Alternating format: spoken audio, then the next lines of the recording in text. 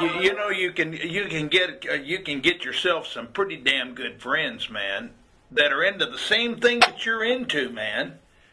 You know you can start conversations back and forth, man, and you can. It's very good. I think I'm really jazzed about it, man. There's a lot of them around, man. Have you been to the Zappanale? No. That would be it would be very interesting for you to go there. You'd enjoy it. Yeah, I'm sure. It's how many days is it? 3 days. And you just bring a tent and... Yeah, you bring a tent, man, a sleeping bag. Have fun, man. I mean, hang out with 4,500 Zappa freaks right there, all in one place. Yeah. Well, I played, let's see how many times I played about 5 of those Zappanales. Grandmothers played Zappanale 2 and 4 in the beginning. Then I played 13 and 14. Zappanale 13 and 14. So I've been on it 4 times. And it's been fun every time. Oh, yeah, man. 13 and 14 were good. 14 was great for me because I played with the Muffin Men. And I also played with the Jack and Jim show. Man, we did a great show. We got a beautiful version of Mom and Dad. What year was that? 14 was 2003. So I played 2002 and 2003. Yeah. 2002 I played with... I sang 2 songs with the grandmothers, the American grandmothers, with Roy Estrada, Bud Gardner, and Don Preston, and Nappy. And I also sang Willie the Pimp with Mike Keneally and Scott Tunis. Scott Tunes. That was fun, man. They're really... Mike Keneally's just one of my all-time best friends, man. I really like that guy a lot, man. And what a fucking guitar player, man. He's frightening. You know, on the Zappa albums that he's on, it's difficult for me, who's not a musician, to hear what he is actually playing. Have you ever listened to his music? Man, he's got some great albums out, man. This guy is I like his albums much better, his stuff, than I did the stuff that he did with Zappa. I like him doing his music, man. He's an incredible singer, incredible guitar player, and an incredible keyboard player. He's really good, man. I like his stuff, man. I really like his stuff a lot. He'll always give me He'll always give me CDs, new ones, but I go out and buy them, man. I help him out. He's a nice guy. A good man.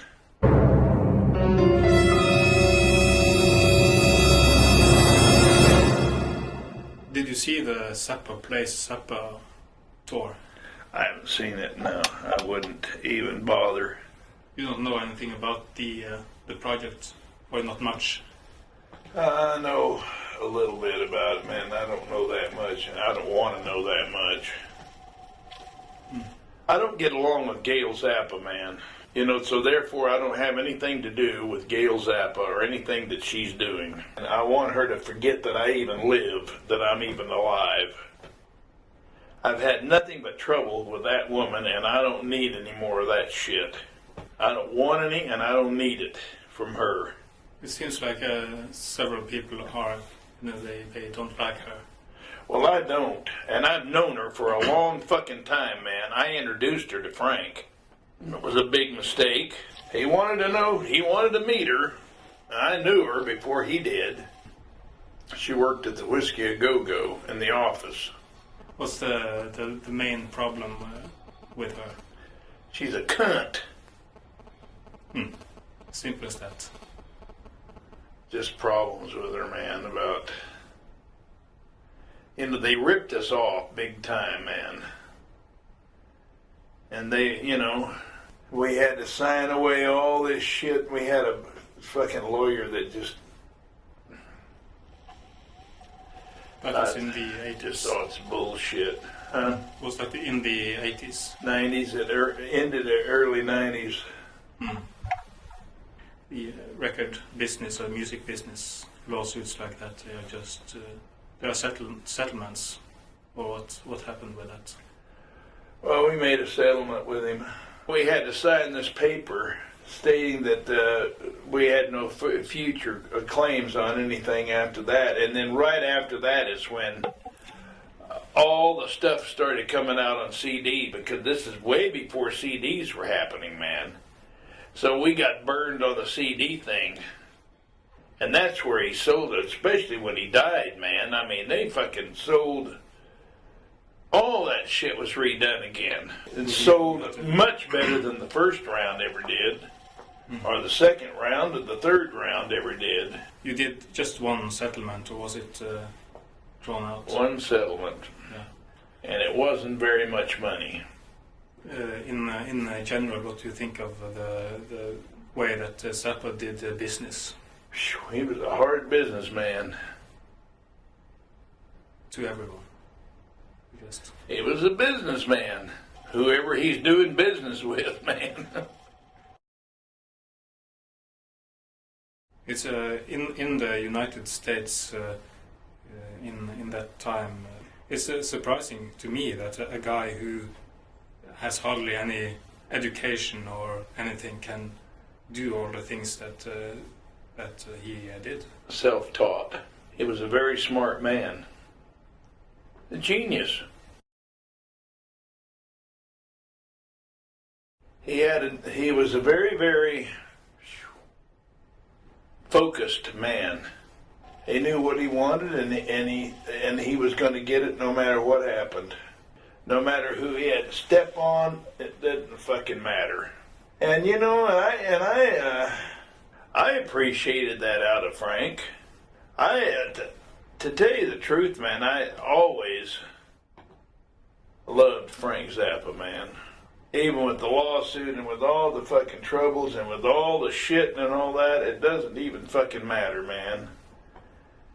I still tried to get a hold of him before he, you know, when I was getting ready to move over to Europe, 1992, I called Motorhead and I said, Motor, would you do me a favor? Would you call Frank or call Gail and find out if it's at all possible that I can call Frank.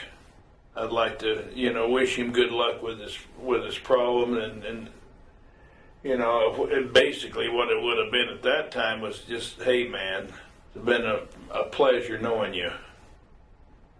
You taught me a lot. And he did, man. I learned a lot of things about music that I didn't know. But what happened? No, she said no. It's one of the reasons I don't want to have anything to do with her. And the kids only know one side of the story. They don't know our side of the story. You know, they only know her side, what she says, how bad we are. What could we have possibly done to them? We didn't take any money from them. We didn't steal anything from them. What could we possibly do to them? Say things, say the truth? You mean you're not allowed to say the truth? Fuck you, man. I will say the truth. I'll tell you what happened. I mean, I'm telling you the way I saw it happen. The way it happened to me. But, you know, I don't know, man. You know, I will say one thing.